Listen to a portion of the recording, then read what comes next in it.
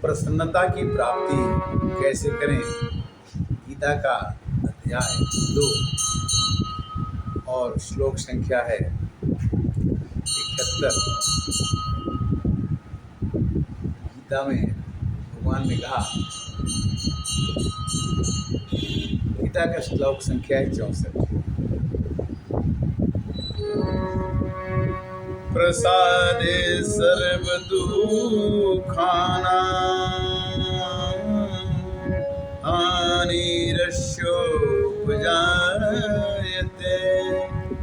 प्रसन्नचेतसो ह्यसु बुद्धे पर्यवतिष्ठते। मनुष्य को प्रसन्न कैसे रखा जाए, आदमी प्रसन्न कैसे रहे।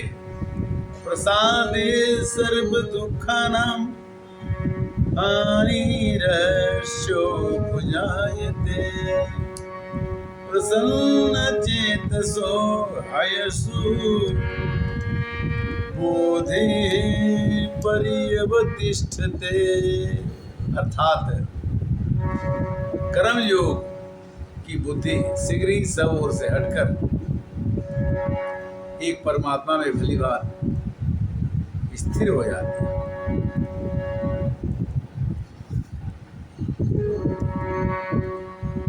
राग द्वेष वस्तस्तु विषया इंद्रियश्चरन् आत्मवैश्यर विधेयात्मा प्रसादम अधिगच्छति। अपने अधीन किए हुए अंतःकरण वाला साधक अपने बस में की हुई राग द्वेष से रहित होकर के इंद्रियों के द्वारा विषयों में विचरण करता हुआ अंतःकरण की प्रसन्नता को प्राप्त। अगर हमारी इंद्रियां हमारे बस में हो, राग द्वेष न हो, वह साधक विषयों को अपने अंदर प्रवेश न कराते हुए प्रसन्नता को, उसके अंदर अंतःकरण की प्रसन्नता होती है और अंतःकरण को शुद्ध करके भगवान को अपने अंदर रख सकता है। कब? राग द्वेष वियुक्तस्तु विषय इंद्रियश्चरन् आत्मवैश्यर विधेयात्मा प्रसादम अधिगच्छति। आत्मा में जिसकी बुद्धि आत्मा द्वारा नियंत्रित की जा सकती है, उसके अंदर में प्रसादम अधिगच्छति, उसके अंदर प्रसन्नता बैठ सकती है, आ सकती है। प्रसादम अधिगच्छति माने प्रसन्नता उसी के यहाँ आती है जो विषयों में विषयान इंद्रिय चरण, विषयों के चरने पर, उसको फैलने पर रोके और राग द्वेष से अलग हो, उसके अंदर किसी के प्रति आसक्ति न हो, किसी के प्रति द्वेष न हो, तब वो मनुष्य जो है। फिर वो कहते हैं, गीता का अध्याय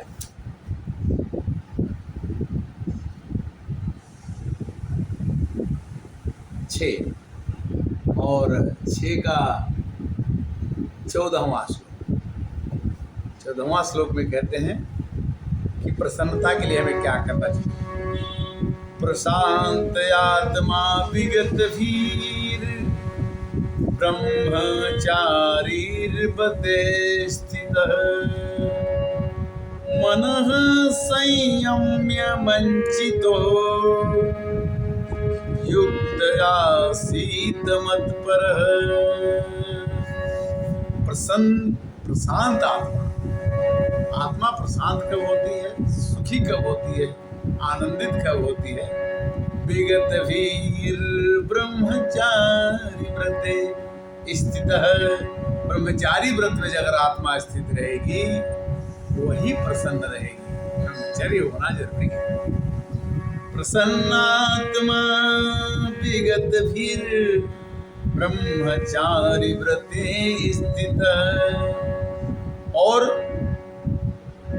विगत भी और उसको भय भी ना हो। डरता हुआ आदमी कभी भगवान को प्राप्त नहीं करेगा। शांति को नहीं प्राप्त करते हैं। शांति का अंतरकरण साधन योगी मन को रोककर मुझ में चित्त वाला मेरे प्राण होकर स्थित हो जाता है। मन संयम मंचितो, सब कुछ छोड़ करके मंचितो छोड़ दो। मन संयम मंचितो युक्त यासीत मत पर, और युक्त होकर के जुड़ करके मेरे ऊपर आधारित हो जाओ, आश्रित हो जाओ। भगवान कहते हैं कि मैं तो तुम्हें पार लगा ही दूंगा, इसमें कोई दोहरा नहीं है। गीता में मनुष्य को प्रसन्न होने के लिए 18वां अध्याय का श्लोक संख्या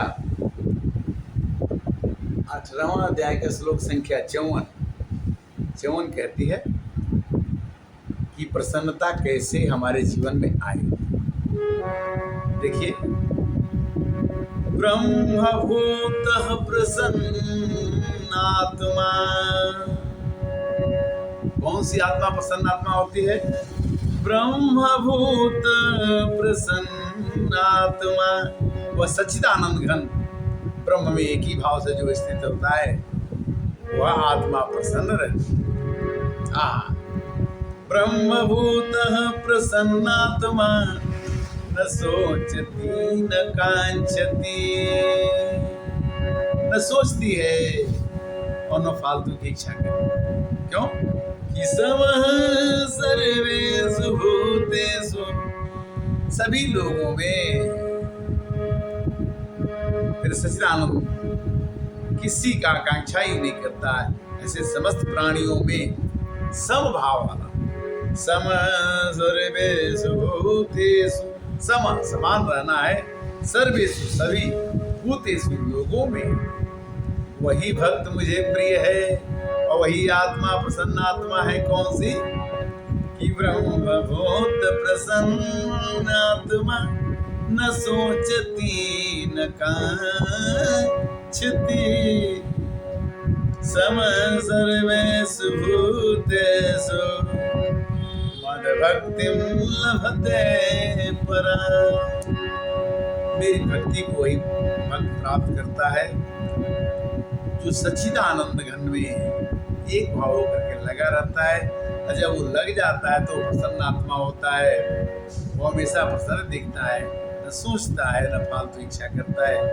उसमें की दृष्टि सब लोगों में समता की हो जाती है।